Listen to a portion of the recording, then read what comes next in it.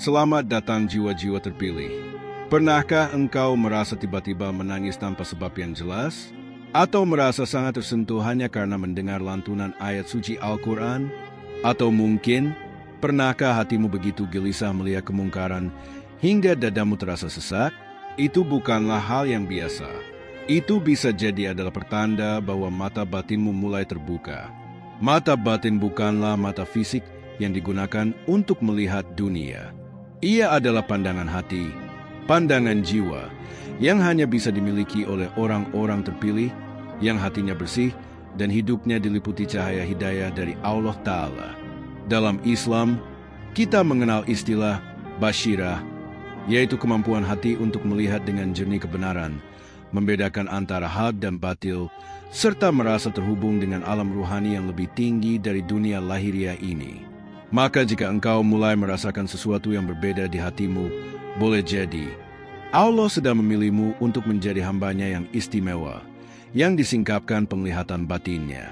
Berikut adalah 3 tanda bahwa mata batinmu sedang terbuka, dan engkau tergolong sebagai jiwa terpilih di sisi Allah. Tanda pertama, hatimu mudah tersentuh oleh ayat-ayat Allah.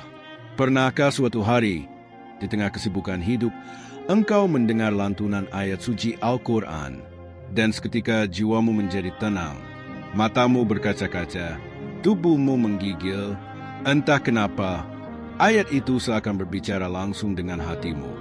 Bukan karena syairnya indah, bukan karena suaranya merdu, tapi karena kalimat-kalimat itu menyentuh titik paling dalam ruhmu. Itulah tanda bahwa mata batinmu mulai terbuka. Itulah detik di mana Allah menyentuh hatimu dengan cahayanya. Allah berfirman dalam Al-Quran. Allah telah menurunkan perkataan yang paling baik, yaitu Al-Quran yang serupa, mutu ayat-ayatnya, lagi berulang-ulang. Gemetar karenanya kulit orang-orang yang takut kepada Robnya. Kemudian kulit dan hati mereka menjadi tenang saat mengingat Allah. Qiyas Az-Zumar 23. Perhatikan kalimat itu, gemetar kulit mereka, lalu tenang hati mereka. Inilah fenomena luar biasa yang hanya terjadi pada jiwa-jiwa pilihan Allah. Al-Quran bukan lagi sekadar bacaan ritual. Ia menjadi obat bagi hati yang luka, cahaya bagi hati yang gelap, dan jawaban bagi hati yang penuh tanya. Mengapa hati bisa tersentuh? Karena hatimu telah bersih dari dosa yang menutupi. Karena jiwamu mulai menerima bisikan kebenaran dari Allah. Rasulullah bersabda, "Sesungguhnya dalam tubuh manusia terdapat segumpal daging. Jika ia baik, maka baik pula seluruh jasadnya. Jika ia rusak, maka rusak pula seluruh jasadnya. Ketahuilah, itu adalah hati." Hadits Bukhari dan Muslim. Maka jika hatimu mudah tersentuh dengan ayat-ayat Allah, itu berarti hatimu hidup. Karena hanya hati yang hidup yang bisa menangis saat mendengar ayat tentang neraka. Hanya hati yang hidup yang bisa merintih rindu saat mendengar janji-janji surga. Sedangkan hati yang mati tak akan tergerak meski 1000 ayat dibacakan. Tak akan menangis meski nama Allah disebut berulang-ulang. Tanda cinta Allah kepada hambanya. Ketika hati seorang hamba bergetar oleh kalamnya, itu adalah bukti bahwa Allah telah memilihnya. Karena tak semua orang bisa menangis saat mendengar ayat Al-Quran. Tak semua orang bisa merasa disapa oleh kalimat yang dibaca. Imam Ibnul Qayyim rahimahullah berkata, "Jika engkau ingin mengetahui seberapa besar perhatian Allah kepadamu, maka lihatlah seberapa besar perhatian hatimu kepada Al-Quran."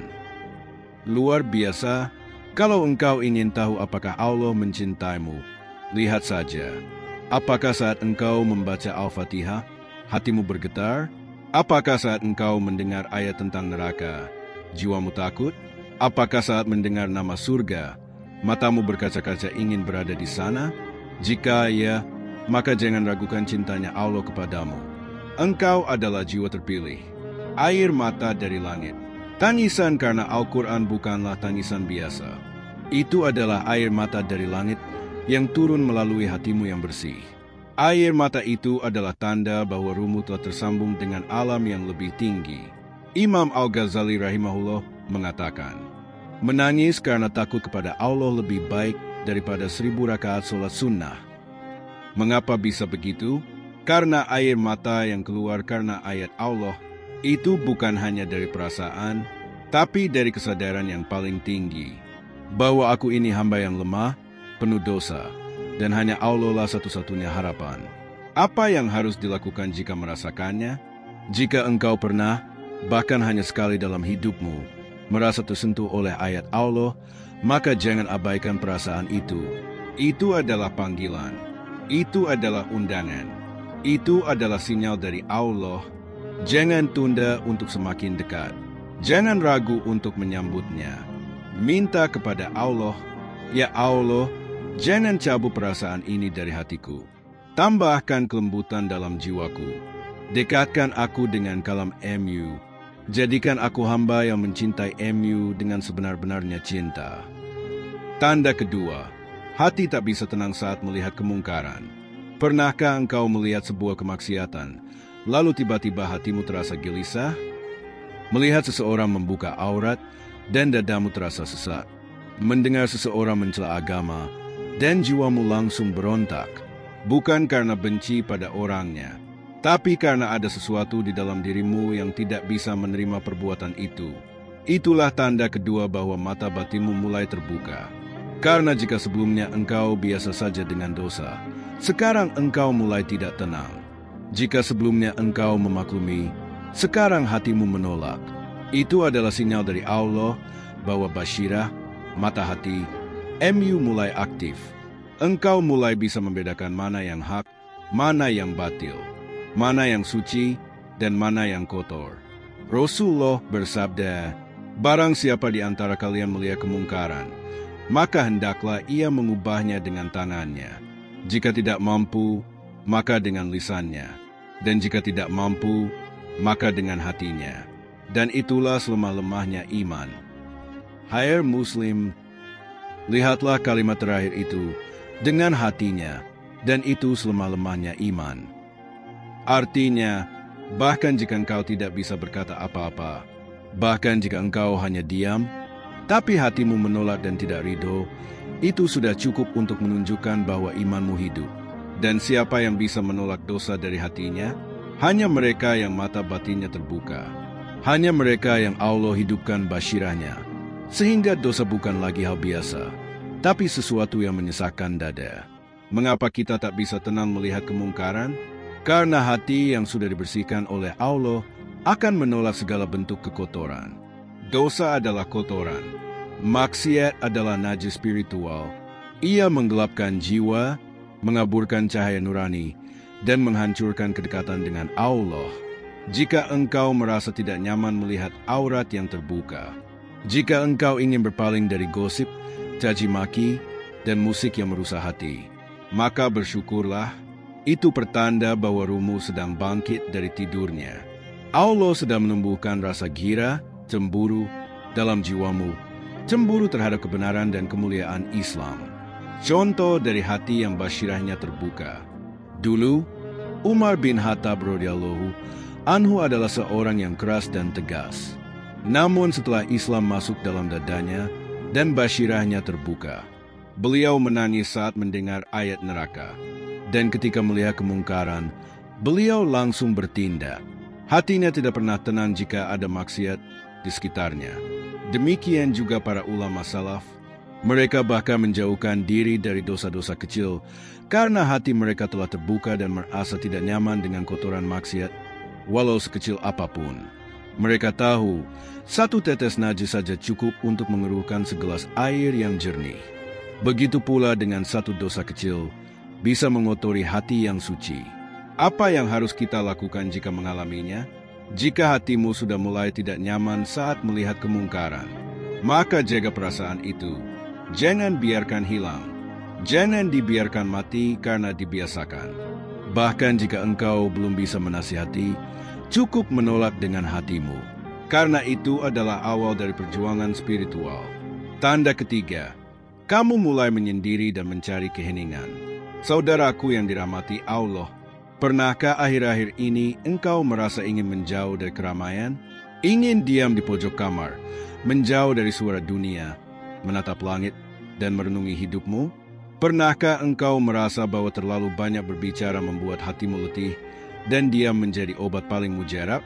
Jika iya, maka itu bukan sekadar lelah sosial, bukan tanda kamu aneh atau tertutup.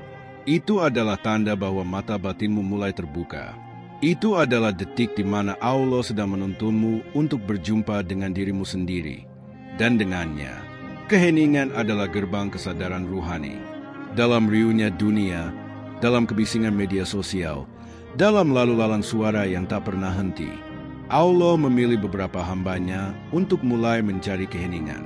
Karena hanya dalam keheningan, seseorang bisa mendengar suara jiwanya sendiri. Hanya dalam keheningan, detak hati yang berzikir bisa terdengar jelas. Hanya dalam kesunyian, ayat-ayat Allah yang tersimpan dalam nurani bisa memancar kuat. Orang-orang seperti ini tidak lagi nyaman dengan tawa berlebihan. Mereka mulai tidak suka duduk berlama-lama membicarakan dunia.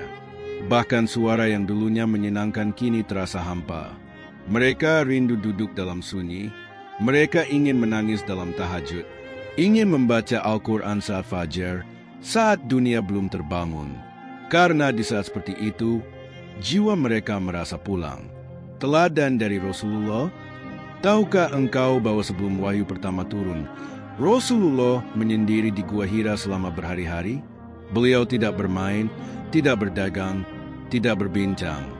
Beliau diam, menangis, dan mencari makna hidup yang lebih dalam. Mengapa? Karena sebelum seseorang diberi cahaya wahyu, Allah akan membuka pintu kontemplasi dalam dirinya. Seseorang yang basirahnya terbuka akan mengalami kerinduan mendalam kepada Tuhannya. Dan kerinduan itu hanya bisa diobati dengan keheningan dan menyendiri. Itu bukan menghindar dari manusia, tapi sedang mendekat kepada Robnya. Basyirah menjauhkan dari dunia. Saat mata batin terbuka, engkau akan mulai merasa, dunia ini bukan rumahku. Kesenangan ini tak membuatku bahagia. Aku ingin yang lebih dari sekadar uang, pujian, atau kekuasaan. Dan itu semua bukan tanda bahwa engkau sedang kehilangan arah. Sebaliknya, itu tanda bahwa engkau telah menemukan arah yang benar. Allah sedang menanamkan kejenuhan terhadap dunia, agar engkau mencari akhirat. Allah sedang menumbuhkan rasa hampa pada pujian manusia, agar engkau mengejar ridhonya. Rasulullah bersabda, orang yang cerdas adalah orang yang menundukkan hawa nafsunya dan beramal untuk kehidupan setelah mati. Sedangkan orang bodoh adalah yang mengikuti hawa nafsunya dan berangan-angan kepada Allah. Hai Tirmidzi, orang yang basirahnya terbuka akan sadar bahwa dunia ini bukan tujuan, hanya tempat singgah.